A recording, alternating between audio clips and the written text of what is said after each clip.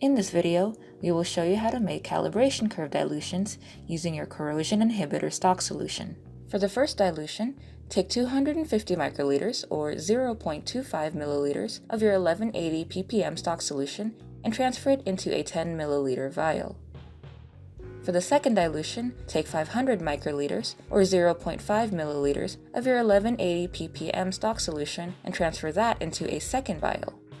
Next, pour distilled water into each vial until you reach the dilution mark, which in this case is 10 milliliters.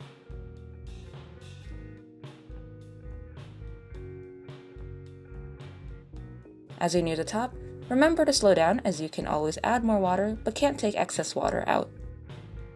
Once filled, put the cap on and invert each vial approximately 10 times.